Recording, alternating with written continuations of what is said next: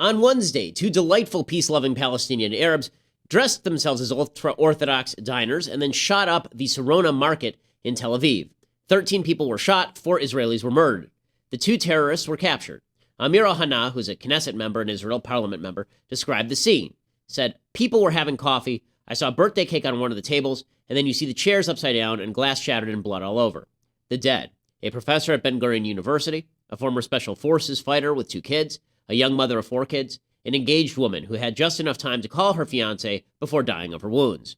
This was a textbook terror attack. Israel has weathered such attacks for decades, but small-scale attacks on soft targets have escalated dramatically in recent years, particularly by knife. Israel released information about the terrorists. They were both from a village near Hebron, that's Hebron, in Judea. Both were in their 20s. Both were celebrated by terrorist government Hamas, which runs the Gaza Strip and is a member of the coalition government in the so-called West Bank.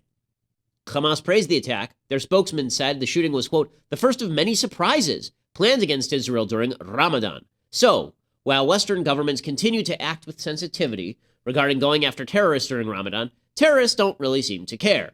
They're just happy to kill Jews. The Palestinian Authority, meanwhile, blamed Israel for the terrorist attack. They said, quote, achieving peace requires everyone to stop taking any action that will increase tensions and resorting to violence. Palestinians, meanwhile, celebrated in the street, and they handed out candies. Naturally, the UN Security Council, they did nothing because they only condemn Israel because they hate Jews. This drove Israeli ambassador to the United Nations, Danny Danon, to blast the UN. He said, today's heinous attack sadly proves that when the international community refuses to condemn terror against Israelis, the next attack is only a matter of time. Terror in Tel Aviv must be treated the same as terror in Paris or Istanbul. But it won't be, because these are Jews. So both the media and Western governments treated the attack as unrelated to the broader Muslim terror war on the West. Here was CNN's original tweet on the attack. This is their headline. Quote, 2 terrorists, they put terrorists in scare quotes, captured after Tel Aviv attack, Israeli spokesman tweets. This is obviously terrific journalism, in scare quotes. So terrific that CNN later had to pull the tweet and issue a quasi-apology. They said a previous, now removed tweet appeared to call into question the Tel Aviv attack as an act of terrorism. It undoubtedly was. Well, yes, thanks for that. 12 hours later, CNN also had to issue a correction on their website. There's a reason I labeled CNN Hamas's news network on CNN during the Gaza war. Meanwhile, the State Department condemned the, quote, horrific terrorist attack in Tel Aviv, but continues to pressure Israel to make concessions to the terrorist government that celebrates and supports such attacks. Just 3 days ago, the New York Times reported the State Department had given a grant to produce a Palestinian reality TV show, this is your money, in which 3 contestants run for the job of Palestinian president by promising to boycott Israel and designating East Jerusalem the capital of Palestine. When 2 Muslims loosely affiliated with ISIS killed Americans in San Bernardino, the world rightly decried ISIS. When Islamic terrorists murdered journalists in Paris, the hashtag Je suis Charlie trends. Don't hold your breath for Ani Yehudi or Ani Yisraeli or I am a Jew. Instead, just keep waiting for the West to call on Israel to make concessions to the terrorists who murder women and children in cafes. I'm Ben Shapiro. This is The Ben Shapiro Show. Tend to demonize people who don't care about your feelings. Okay, so we have a lot to talk about, and we have the mailbag today. Plus, the first time I think we'll make this a weekly thing, we're going to have a Bible verse of the week. Ooh, that's right. The Judaism comes into play. You've been fearing it all along, but we're back, and we're better than ever. Okay, so we'll get to all of that. And you should subscribe. Go to dailywire.com to subscribe to our podcast and to the website. You get the first 30 days free, and you get to be part of the vaunted Ben Shapiro Show mailbag. So quickly, before we begin with Hillary Clinton and the horrible interview that she did last night with Bret Baier on Fox News, I want to start with this piece by Jonathan Chait in New York Magazine. So yesterday, I led off the show by talking about the rising tribalism in American politics. I said that President Obama has basically relegated universal American values to a back seat. He said that black people should vote for him because he's going to stand up for the blacks, and Hispanic people should vote for him because he's going to stand up for the Hispanics. And so Donald Trump responds with, well, I'll stand up for the white people, so the white people should follow me. And so you end up with this racial tribalism that's been promoted by Obama. Jonathan Chait doesn't like this. Jonathan Chait at New York Magazine, he thinks I'm being unfair to Obama. He says that I am emblematic of, quote, the very white racial paranoia that enabled Trump to conquer the Republican Party. I gotta tell you, folks, I'm getting kind of sick of being blamed for Donald Trump when I'm like the only person who doesn't like Donald Trump, right? Like I'm the person who's standing here saying that Donald Trump is a crap show and Donald Trump is a problem. I've got the Wall Street Journal blaming me on one end for Donald Trump, and I got Jonathan Chait blaming me on the other end for Donald Trump. It's been such a confusing year. I mean, honest to God, I've got the KKK calling me a cuck for black people, and I've got the Black Lives Matter movement calling me KKK. I don't even know where I stand anymore. I'm just standing here saying true things, and apparently this is totally terrible. Chait says that Obama isn't tribal. So he writes this point. He says, it's true. And then I love this. He actually just concedes the point in the first paragraph. He says, it's true, of course. Democrats do appeal to different members of their coalition on the basis of their interests. That's what I'm saying. That's called tribalism. So thanks for admitting my point. And then he says, if you believe racial discrimination against white people is as serious a problem in American life as discrimination against racial minorities, as Republicans overwhelmingly do, you're inclined to view any specific appeal to minorities as the odious dangling of special favors. Well, no, that sort of misses the point. I don't have to believe that racism against white people is worse than racism against black people. I just have to believe that racism against all people is wrong. And therefore, if you say to black people, let's be racist against the white people, that's bad. And when you say to white people, let's be racist against the black people, that's also bad. Saying that you should be able to discriminate on the basis of race because certain races are more victimized than other races, I didn't say that tribalism is okay when it's justified by victimization. I said tribalism is bad. It's a bad thing. It's a bad thing. We'll get back to tribalism in a little while. Okay, so Hillary Clinton has now started her general election campaign, and that means that unfortunately for her, she has to do interviews. And doing interviews means occasionally she has to answer questions. And answering questions means occasionally that she's going to say stupid things. And by occasionally, I mean that these people have no clue what they're saying. I mean, Hillary Clinton she says terrible, stupid things all the time. So Hillary Clinton does this interview with Bret Baier, and it's just awful. We're going to go through some of it. So here is Hillary Clinton. He asks her about talking to the FBI, and here is Hillary's response. And she looks like she just wants to leap through the screen and strangle him. That there is absolutely no possibility of an indictment. Has anybody from the DOJ talked to you or your representatives? I will repeat what I said. That is not going to happen. There is no basis for it, and I'm looking forward to this being wrapped up as soon as possible. Has anybody from the FBI talked to you or your representatives? Oh, I know that they've been interviewing a number of people, and I've told people to cooperate, and I'm looking forward to also participating. I've offered to do so since last August. Okay, she has not offered to do so since last August. The Inspector General report openly says that she has refused to cooperate, and so have her aides. So she's just lying straight out. And Bret Baier sort of questions her on that. Bret Baier says, well, no, that's not what the investigation says, actually. And she says, you know what? I'm sick of answering these questions. Nothing from this investigation is going to change anything. Well, again, I'm not responding to any of the personal attacks that come from Donald Trump. He did bring up the emails, though, again tonight. He's going to in this general election. You know that. Can you assure the American people and the Bernie Sanders supporters who you now have to court that there isn't anything coming from this FBI investigation that's going to change the course of your campaign? Absolutely. You're confident? Absolutely, yes. Okay, so she says that nothing is going to change the face of her campaign, and this is the night of her winning the nomination. This is actually a different interview. Again, these are bad answers. And you want to hear some more bad answers? Here's Hillary Clinton rambling about the economy with Bret Baier. He asks her, how's the economy going? Not that well. And she answers, no, everything's hunky-dory. 65% of Americans say the country's headed in the wrong direction. So what specifically would you do differently with the economy than President Obama has done? Well, I think that 76 months of job creation is a good start. Well, it's just not different. I mean, what specifically would you do differently than the Obama administration? Right. But I think what I want to establish is that we've gotten out of that deep ditch we were dropped into. It took a while because it was a pretty severe recession, and a lot of people haven't yet recovered to where they were before the recession. That's why I've said we need a big infrastructure plan. I don't understand why today's Republican Party in Congress opposes the kind of investments in infrastructure that we've been doing literally from the beginning of the Republic. So she's speaking gobbledygook, right? I mean, none of this means anything. She says the economy is going great guns, which everybody knows is false. The unemployment rates are not what they say they are. More people have dropped out of the workforce than at any time in the last 35 years. And here she is trying to cobble together an economic plan that relies on building roads. Sorry, gang, it turns out building roads is not going to fix the economy. It isn't. Turns out the Soviet Union had plenty of roads. Didn't fix their economy. The economy is not fixed by building roads. In fact, there's a good case to be made that if you want the road system to be fixed, you privatize a lot of the roads. But Hillary Clinton has nothing to say here, and so she's just trotting out the same old crap. And she does the same thing when she's asked about the Clinton Foundation. So she's asked about the Clinton Foundation.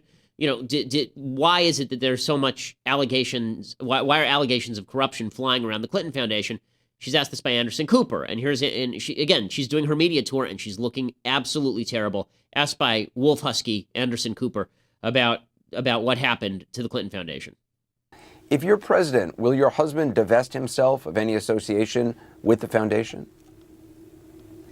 Well, Anderson, you know, we'll cross that bridge if and when we come to it, but let me just try to set the record straight. We had absolutely overwhelming disclosure. Were there, you know, one or two instances that slipped through the cracks? Yes, but was the overwhelming amount of anything that anybody gave the foundation disclosed? Absolutely. And I'm proud of the foundation. I'm proud of the work that it has done. I'm sure she is proud of it, since it paid for those really nice jackets that she's wearing, these $13,000 jackets that she's wearing, that she stole off of Violet Beauregard from Willy Wonka and the Chocolate Factory. So she says that, don't worry, it sort of slipped through the cracks. You know, stuff happened. It slipped through the cracks. And then she says, oh, by the way, Bill may actually stay at the foundation. If I'm elected president, Bill will stay at the foundation. This is actually a major point that nobody is paying attention to. When we talk about corruption in the political process, think about this. Donald Trump has not said he will put his assets in a blind trust if he's president. Hillary Clinton says Bill is going to continue to run the Clinton Foundation if she's president. Okay, this is deeply corrupt stuff. Think about it this way. Donald Trump has a bunch of business interests, right? And he can use the power of his office to impact his business interests. This should be illegal. It's not, right? He could use the power of his office to impact his business interests. In fact, he's already doing this as a candidate. He's ripping judges in cases about his own assets as the presidential candidate. Wait until he's president. Hillary, same thing. As Secretary of State, there's an inherent conflict of interest in the Clinton Foundation taking money from dictatorships while she was handing favors to those same dictatorships. Now she wants to keep doing that as president of the United States. Bill was running the Clinton Foundation when she was Secretary of State. It was bad enough. Now she's saying, even if I'm elected, Bill may stay at the foundation. But some big donors clearly want the association with you or your husband that being linked to the foundation gives them. As president, obviously it's vital that you or certainly your husband not appear to be in any way compromised. So I guess, have you considered the idea of him stepping down? Again, you know, I'm not going to consider anything until we see what the circumstances are. But let me just point out that people give lots of money to presidential campaigns, don't they? They give lots of money to political parties as well. So, you know, that is money that goes directly to support political activities of candidates. Money that has been given to the foundation goes to support humanitarian work. And if people want to influence anybody in office, I think they would choose the political route. And indeed, the work of the foundation really speaks for itself. Okay, the work of the foundation. Name the work of the foundation. Can anyone tell me what the foundation does, except make them rich? And by the way, when she says, well, you know, people spend money on campaigns, I thought it was you and Bernie Sanders saying people shouldn't spend money on campaigns, right? It's corrupt. It's deeply corrupt if corporations give money to campaigns or if they start super PACs. That's terrible. So she's using that as an excuse to keep running the Clinton Foundation. And by the way, it's less corrupt to give money to a campaign than it is to give money to the Clinton Foundation, because the Clinton Foundation can pay for her expenses. The Clinton Foundation can pay for her husband's house and is her husband's prostitutes, right? The campaign can't pay for any of that stuff, presumably. So Hillary is a total crap show. By the way, Obama has just come out and endorsed Hillary, of course. And this just shows the corruption inside the Democratic Party. I said yesterday, Democrats are way worse than Republicans. Why? Because Republicans look at Donald Trump and half of us say, oh my God, this is terrible. Democrats look at Hillary and they go, yay, she has a vagina, woo! The president of the United States, who is in charge of the executive branch, part of which is currently investigating Hillary Clinton, came out and endorsed Hillary Clinton while she's under current FBI investigation. Is the difference between Republicans and Democrats. And this is what's so galling. This is why there are a lot of people who are saying the Democrats are so terrible, I have to vote for Trump no matter how bad he is, just because the Democrats are so dishonest, they're so terrible. There's no such thing as a decent standard when the Democrats are playing. Look at President Obama. President Obama is on with Jimmy Fallon on NBC. And this is the guy who says that it's terrible that we have a reality TV star running for president of the United States. The first reality TV star president, President Obama, on Jimmy Fallon last night. And he says, yeah, I'm overjoyed that Donald Trump is their nominee. Do you think the Republicans are happy with their choice? We are, but I don't know how they're feeling. So. We are. We're very happy. And the glib glee of that, right? And he says he's happy with Hillary, too. He said that Hillary is the most qualified candidate who has ever run for president of the United States. He said that today. He said she's super duper qualified. If by qualified you mean she should be in prison, he said, I don't think there's ever been anyone so qualified to hold this office. Really, no one? No one in the history of the country? Like George Washington? Like maybe? I don't know, Dwight Eisenhower, perhaps? Never been anyone so qualified in the history of the United States?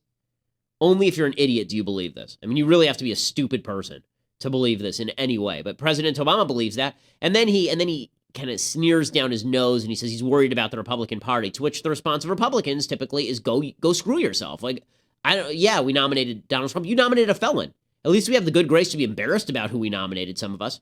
Here's Obama. Actually, you know what? That was too easy, but the truth is, actually, I am worried about the Republican Party, and I know that sounds, you know what it sounds like. You know what it sounds like. He says he's worried about the Republican Party. It's just okay. The idea that Obama is worried about them, he's worried about the Republican Party in the same sense that the chiseler son-in-law is deeply worried about the father-in-law dying and leaving all the money to him. Okay, Obama's worried about the Republican Party that it may survive. Obama wants to sneak in the dead of night and stick a pillow over the Republican Party's face and just suffocate it out.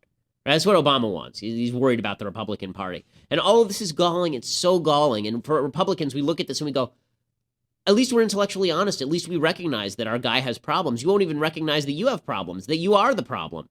You have no self-awareness. There's not a mirror anywhere in the White House. And here's President Obama last night, who was slow jamming the news again. Again, this is a guy who argues that he doesn't like reality TV candidates, and he's slow jamming the news with Jimmy Fallon, who's a sycophant.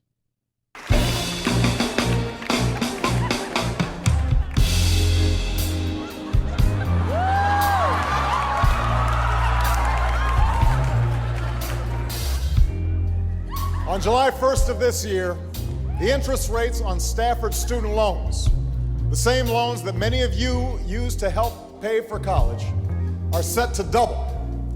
And that means some hardworking students will be paying about $1,000 extra just to get their education.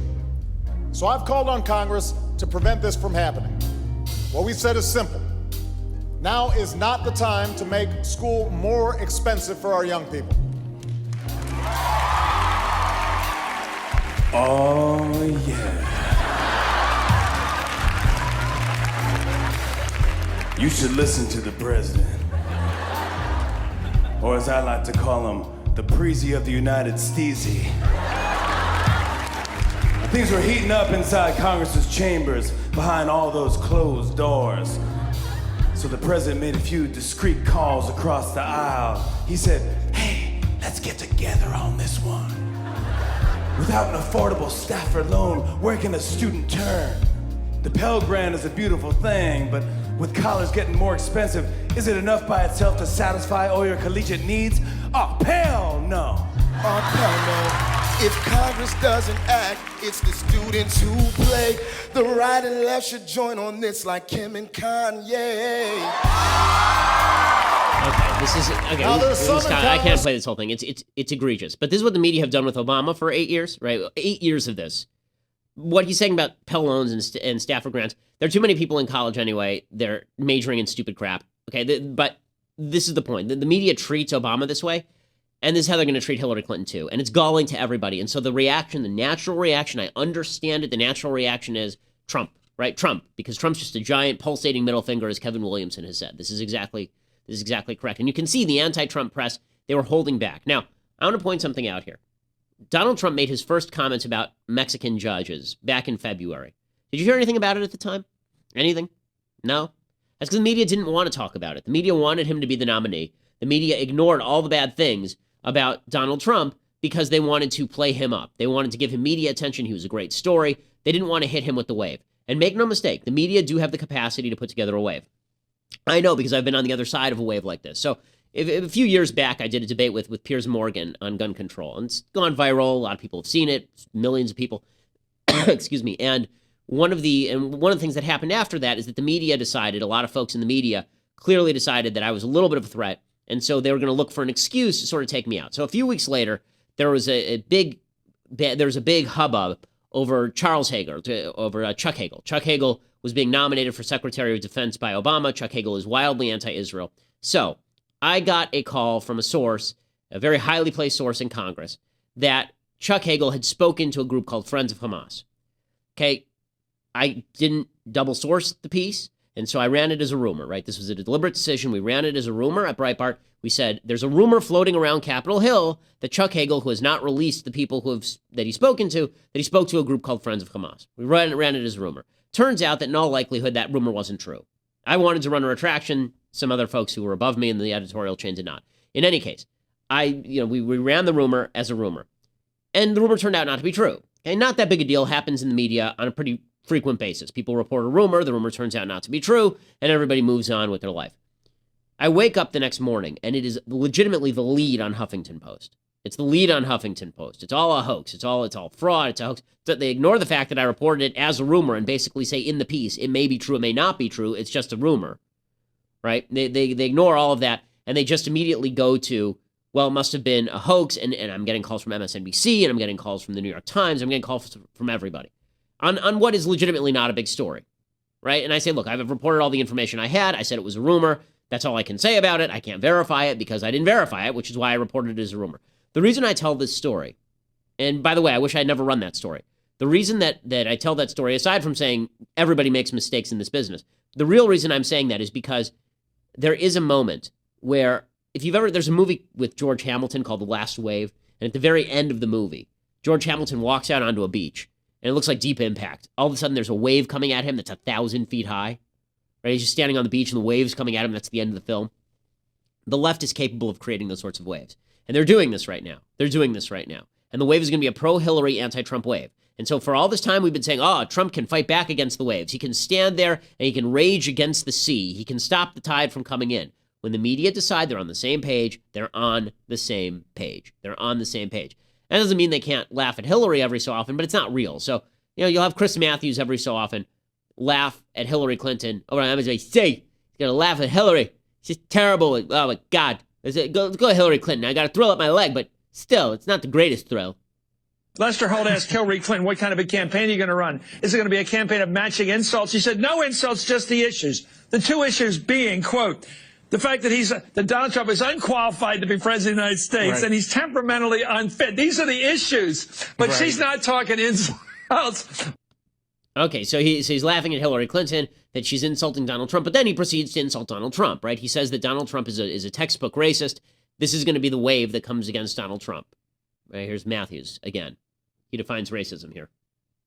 The United States doesn't have clean hands when it comes to racial problems or racial attitudes or racism itself. We know when you have slavery for 250 years, that's racism. It just is. It's domination by white people of another group. Okay, and he's trying to link that to Trump. And thank you for that definition of racism, Chris Matthews. When people hold slaves, they're black. I can tell you that's racist. You can argue with me. I'm going to tell you that's racist. You can't hold black people as slaves. That's racist. You know what else is racist? Killing black people because they're black. That's racist. So the media are coming for Donald Trump. Andrea Mitchell doing the same thing. She says President Obama is going to jump in. He's going to jump in on Hillary's side. He's going to make sure Hillary wins. With that big win now in California, Hillary Clinton has her best argument for persuading Bernie Sanders to concede, exactly 8 years after Clinton's painful loss to Barack Obama. But now President Obama is ready to go all in to make sure that Clinton can succeed him in the Oval Office. And they're so excited. Andrea Mitchell is so excited. She couldn't be more excited. Lester Holt on NBC, he's also super duper excited. He's asking Hillary Clinton deep questions, hard questions. Here's a hard question from Lester Holt to Hillary Clinton. Is this going to be the nastiest campaign ever? Will you respond insult to insult? No, absolutely not. He can run a campaign of insults. I'm running a campaign of issues that are going to produce results for the American people. I'm going to talk about why he's unqualified to be president based on his own words and his deeds. And I'm going to continue to make the case he is temperamentally unfit to be commander-in-chief. So that is funny. That's the clip that Matthews was referring to earlier. She said, I'm not going to hit him with insults. He's unqualified and unfit. But the question is really what I'm focused on there, because she's bad at this. We know she's bad at this. But Lester Holt, so are you going to be mean like Donald Trump?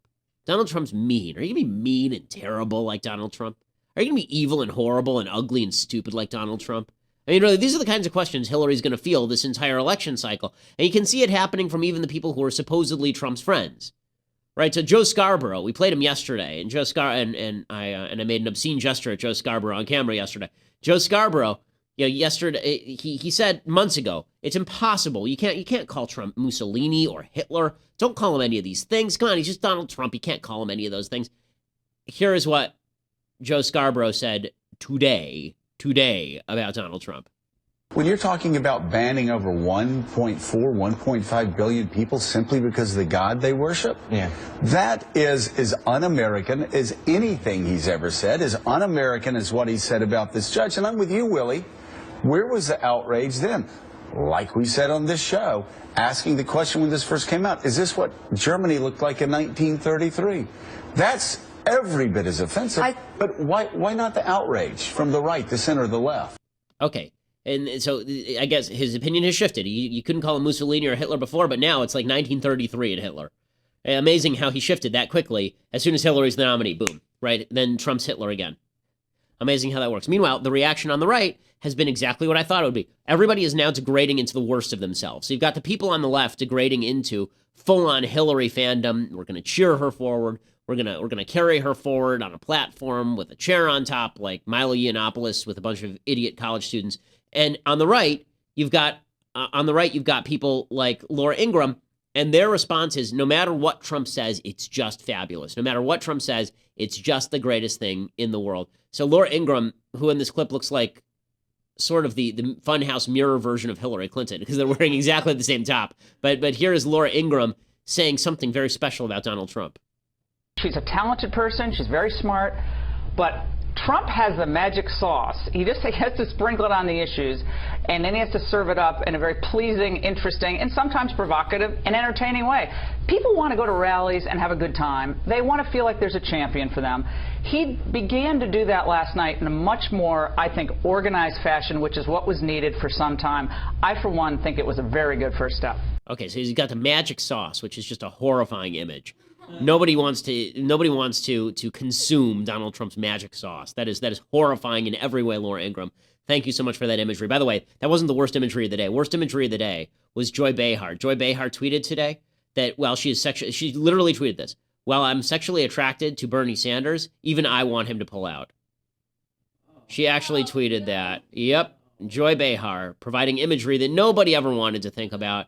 She is a joy and a wonder. So what you're seeing is that on the left, everybody's degrading into Hillary phantom, cheer forward the felon. And on the right, you see people saying everything that Trump says is fine and dandy. I'm seeing people this week, like now there are a bunch of people on the right, and you knew it was going to happen, who are saying, what Trump said about the Mexican judge isn't that bad. I mean, it's not that bad, right? I mean, come on, it's not that bad. I mean, the left says stuff like that all the time. Yes, the left does say stuff like that all the time, and it's bad when they do it. But it's turned into, no. If the left says it, it's not that bad. I mean, Trump's doing it, it's not that bad. The difference, again, between right and the left is that on the right, there are a bunch of people who say Trump is still unacceptable to us. We don't like him, and we think on principle that he's somebody we can't support. Ted Cruz was asked about supporting Donald Trump, and there's one funny story about this. Apparently, he was asked this as he was getting on an elevator, and then the reporter said that Cruz just kind of turned around and looked quizzically at them as the door slowly closed in front of him. Which just reminds me of that gif from The Simpsons where Homer slowly backs into the bush away from the question. In any case, here's Cruz saying that he's not going to support Donald Trump, probably. As I said before, I am looking and listening and watching the candidates. I'm doing the same thing millions of voters are doing, and time will tell. And by time will tell, that means no. That's a big no. Right? Jeff Flake, congressman from Arizona, he also says that Trump isn't going to be able to win like this, and he can't back Trump either. I can tell you we won't have any Republican in the White House that takes these kind of positions and makes these kind of statements. So it's kind of a moot point whether you'll have a Trump presidency, because he won't be in the White House if he continues to make these kind of statements. Well, you said something along those lines to reporters on Capitol Hill yesterday. You said Donald Trump cannot win the White House. With all due respect, he defeated 16 other Republican candidates, some of them very impressive. He's won more Republican primary votes than any other Republican candidate ever. Why can't he win the White House? There's a big difference between winning a primary and winning a general. And you can take extreme positions in a primary and win a primary. But try translating that into a general election win, and you just can't. Okay, so Jeff Flake says he can't get behind Trump either. John Kasich is now saying he may not support Trump. This is a guy who everybody assumed, the man who looks like his face went through the washing machine a few times in your pocket. John Kasich said that he can't, everybody assumed the only reason that John Kasich was going to continue his run was because he wanted to be Trump's VP. It was the only rational reason. There are only two possibilities. Either John Kasich is fully insane out of his mind, or he was running to be Trump's VP. It turns out the former was likely true. Here's John Kasich saying that he may not support Trump at all. Will you support Donald Trump for president? Hard to say. If you look at Twitter, they have this thing called trending. It's trending poorly. Yeah, I mean, look, I have a completely different message, Mr. Trump called me and he said, what are you going to do to support me? I said, we're like two companies. We have a different vision, a different value system, and a different objective. You are the host governor. Yeah. For the convention that comes to Ohio in 40 days. The bill, what? Are you saying it's possible you can walk into that arena in Cleveland, Ohio, and not endorse? Absolutely. Of course. Look, I've been this way since I was in politics. I kind of call him the way I see him, and never more than today does a country need to be unified. You don't even sound like you're on the fence. No, I'm giving him a chance. You are. Well, I mean, look, he doesn't sound like it. He's trending the wrong way with me. He's trending the wrong way. First of all, I like that he doesn't understand how trending topics work on Twitter. You can't trend poorly. You just trend, right? I mean, you either trend or you don't. But in any case, John Kasich is not on the Trump bandwagon. By the way, our managing editor, Jeremy Boring, makes the suggestion that if Hillary wants to win the presidency outright, all she has to do is pick Kasich for VP. Do a unity ticket, take some of these wavering, kind of soft Republicans away from Trump, and he's finished. And I think that's probably true. In any case, what's happened, and this is a problem also for the Republicans, is that there are two types of people who are backing away from Trump. There are the people like Kasich, who are liberal Republicans, who just don't like how Trump talks. And then there are people like me. I don't like how Trump talks, and I don't like anything that Trump has to say on policy. So I don't like either of those two things. I don't think it's worthwhile to put those two together, but I think it is worthwhile to point out Democrats are happy to centralize around Hillary, and Republicans I know there's a desperate desire for all of us to jump on the Trump train just so that we can fight with these people. I get it. I totally get it. I have the same gut reaction that you do. I look at Obama just grinning it up on Fallon, and I look at Hillary lying it up all over the TV news, and I think, God bless America. I really want to find somebody who can pummel these people. And the problem is Trump makes it almost impossible to do that. He just makes it almost impossible to do that. Okay, so time for some things I like, and then a thing I hate, and then some mailbag. So, things I like. So we're doing sports books and movies this week. So there's a great book called Emperors and Idiots by Mike Vaccaro.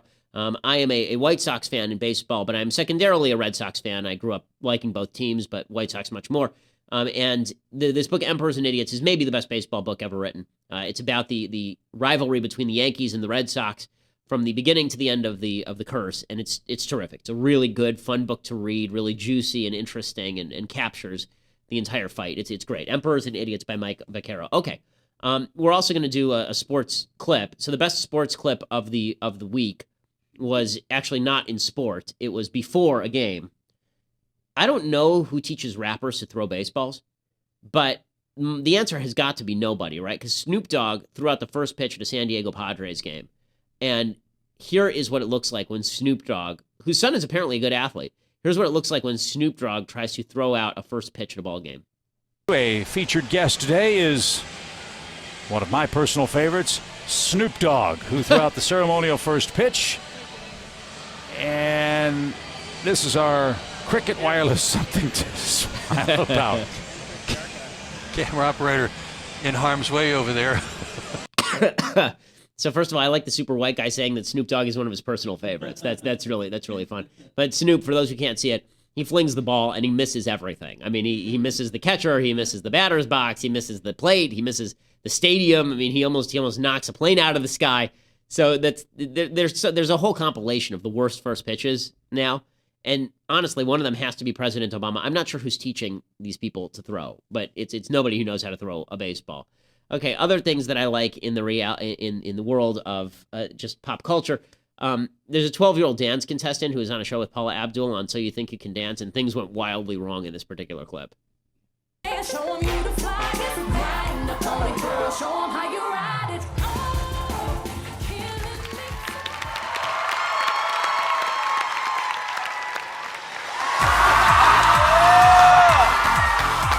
a little girl dancing, and they all say that they want to give her a ticket to LA or whatever this is. And here's where it gets dicey. Oh, you okay, honey? Okay. We okay, sir? And she upchucks all over Paula Abdul. It's okay. She loses her lunch. It's okay. All over honey, Paula Abdul. okay. I've never had anyone just vomit on me like that. Okay. And she's happy again. Which I guess if she wants to be a professional dancer, it's good experience for being a bulimic. But in any case, she vomits all over Paula Abdul, and anybody who vomits all over Paula Abdul is my new personal hero. So this girl is now one of my personal heroes. So good for her. The dancing was all right, but the vomiting was first rate. So well done there. Okay. From the ridiculous to the sublime. Okay, we're going to start doing Bible verse of the week because I'm big into the Bible. I'm a fan of the Bible, as you may know. So this week, Mathis was joking because I pulled a verse from Numbers, right? Which actually is weird that it's called Numbers because it's Bamidbar, which means in the desert. That's the book is called Bamidbar in Hebrew, in the desert, but it's called Numbers in English because the entire book is just a bunch of counting, right? They keep counting the Jewish people over and over and over again. They're counting the tribes, they're counting coins, they're counting everything. So at the very beginning, it says in Hebrew, Se'u et rosh kol adat bnei Yisrael lemishpachotam levet avosam b'mispar shmos kol zachar legulgolosam. Right? It says, take the sum of all the congregation of the children of Israel by families following their fathers' houses, a head count of every male according to the number of their names. And then it says that you should, for everybody who's 20 years old and up, anybody who's fit to go out to the army, you count them by their legions, you and Aaron. Okay, so the reason that I picked this verse, or these two verses, is because in Judaism, in Orthodox Judaism and in Judaism, because I don't recognize other forms of Judaism other than ones that believe that the Bible is true, in Judaism, every week we read a section of the Bible. So once a year, we go through the entire 5 books of Moses. So this week's portion is the beginning of Numbers. So this is why I'm taking this verse. So the reason I picked this verse is because I think it's important to note here that God orders Aaron and Moses that they're supposed to count the congregation of the children of Israel by the families following their fathers' houses. So there are a couple of things to note about this.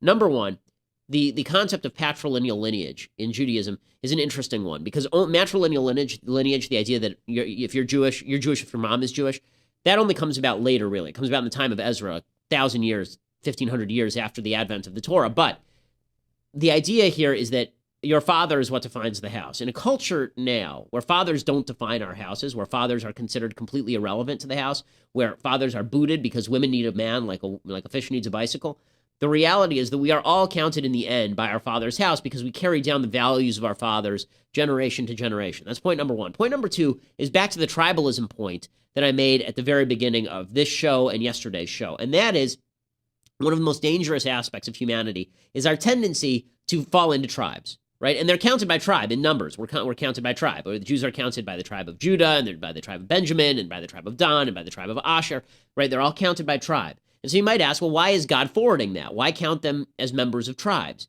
And the answer is God recognizes that we're tribal. God knows us. He created us. God knows we're tribal. God knows that we have greater allegiance to our own families than we do to other people. But God then says that what makes you fit to be counted is not your membership in a tribe. What makes you fit to be counted is your membership in the army of Israel, right? What makes you fit to be counted is the fact that you are an advocate in favor of something broader.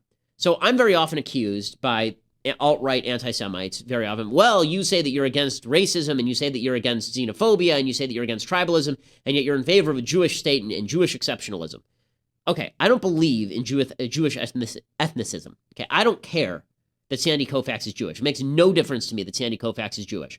I care about the ideas of Judaism. In the same way that I don't care that Noam Chomsky is Jewish or American, he doesn't represent any of my ideas. I hold nothing in common with Noam Chomsky. The same is true in Judaism. God is saying here pretty explicitly that you're counted by tribe because that's how we count ourselves. But what makes you fit to be counted in front of God is your membership in a philosophical system that God cares about. That's what God cares about. God cares about what you believe. God cares about your relationship with him and the community's relationship with him. He cares a lot less about the family that you belong to. He's going to recognize that you put stock in that, but he's not going to count that as the ultimate membership in the congregation of Israel. Ultimate membership in the congregation of Israel means, what are you willing to fight for? And it better not just be your tribe.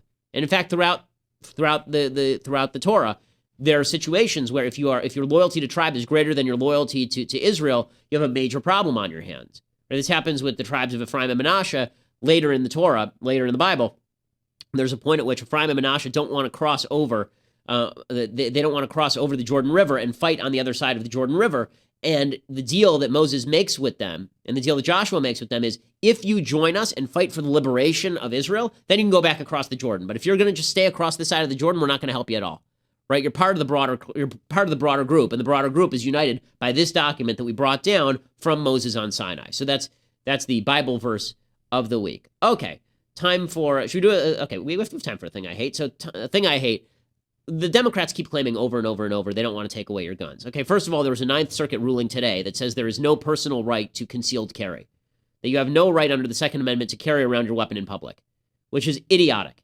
Okay, the right to bear arms, bear, as you might know, means to carry. That's what it means. Okay, that's English. They say no, that's what the Ninth Circuit says. And now you have this idiot, this platform committee member for the DNC, who says no one has the right to own a gun at all. This is what Democrats actually think. Not just keeping the guns out of the hands of mentally ill people and criminals, but I really don't personally think anyone should have a gun. I mean, that's just my own, philosophy. Nothing is ever solved, when you have a gun in your hand, except, the worst possible scenario. Nothing is ever solved when you have a gun in your hand. How about like when bad guys are coming, right? How about that? That solves. Nothing is ever solved. How about Nazism? That was solved by having guns in our hands.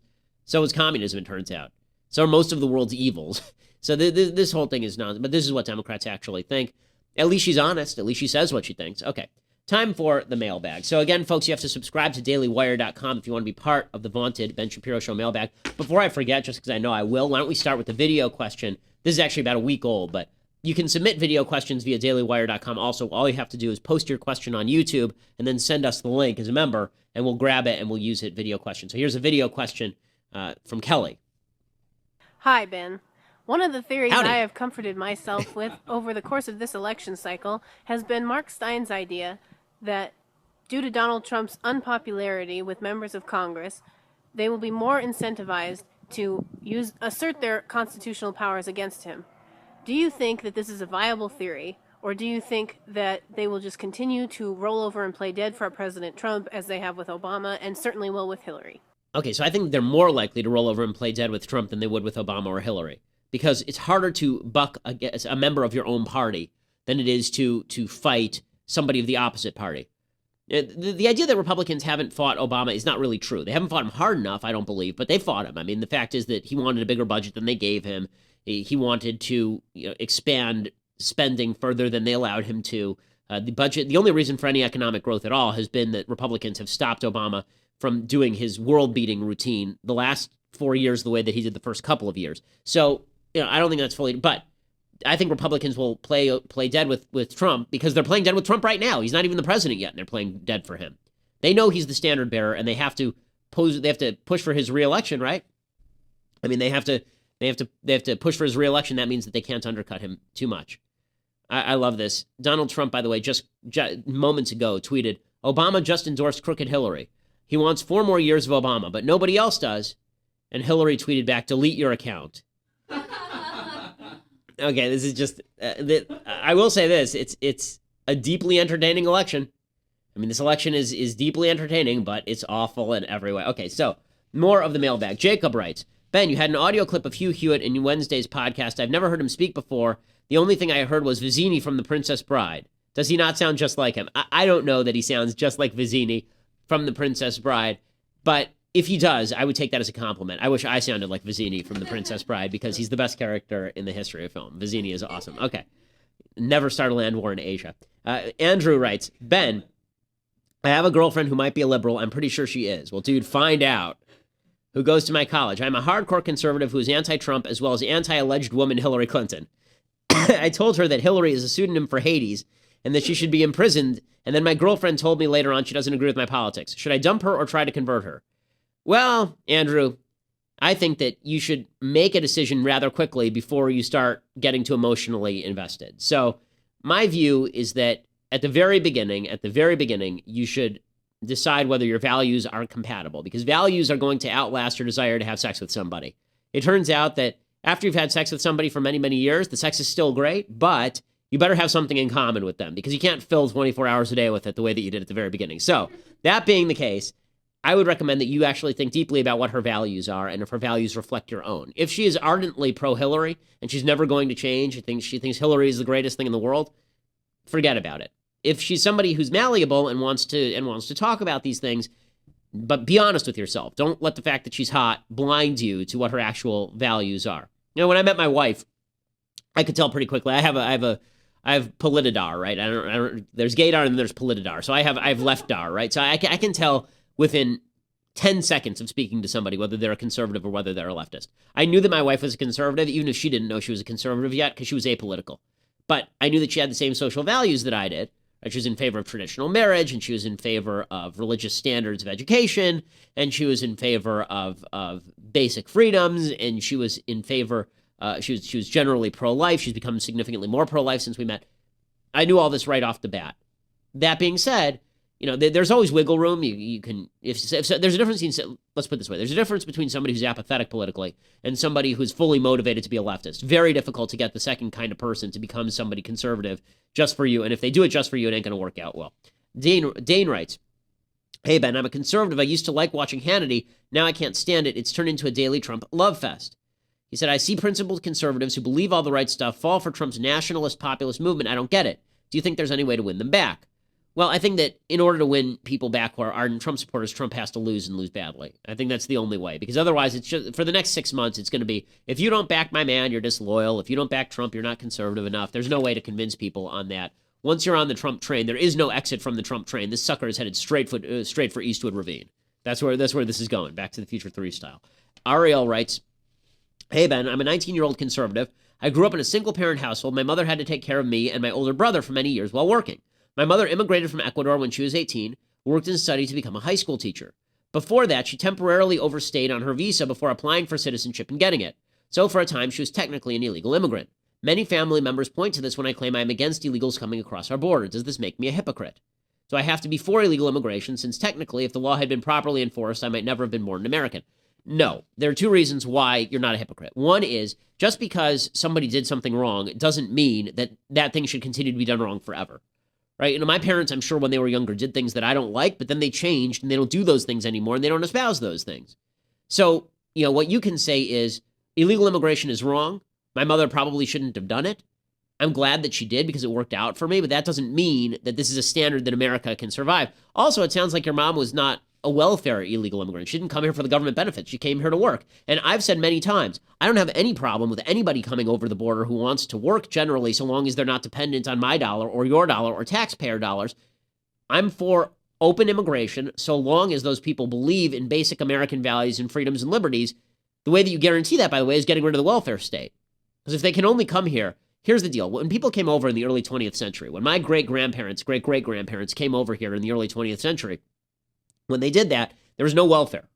They came here, and the basic standard was they were giving up whatever niceties they had back in their homeland to come here and then to fight and scrap their way through. That's a pretty rough deal. That's a pretty rough deal for anybody. That's what guaranteed that we got the best and the brightest, because you had to be ambitious enough to give up your social welfare back in the old country to come to the United States and then forge something for yourself with no help from anybody at all.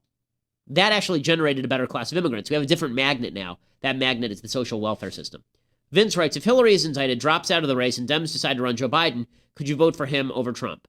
No, I wouldn't vote for Joe Biden over Trump. I think that Joe Biden is just kookier, friendlier, not as robotic Hillary Clinton. They believe exactly the same things. William writes, being this is Sports Week, what is your opinion on the seemingly annual uproar over the Washington Redskins mascot? I've heard you say you hate when political BS seeps into sport, so I'm sure you have an opinion on this. Okay, so my opinion on this is that everybody who cares about this is a left-wing East Coast elite who likes to make himself feel good about writing about the Washington Redskins. Native Americans don't give any craps about this. They give less than zero craps about this. The alcoholism and poverty rate on Native American reservations is egregious. It's horrible. It's something that people should try and help. The Redskins are like number 100 on the list. As I've said before, if there were a team called the Washington Jews, let's make it even worse. Let's say they were called the Washington Jew Boys. So they're called the Washington Kikes, right? And then every week, the Kikes were beating up the Saints in football. That would be a point of pride, I think. Right? It would be somewhat hilarious, right? So this stuff is all nonsense. There's nobody who really feels no Native American is being mistreated because of the name Redskins. Redskins was initially adopted as a term of affection by the team because they had so many Native American players, actually. Mike writes, "Hi, Ben. I hope you and your family are well. I voted for Cruz in the primary. Now I will be voting for Trump in the general.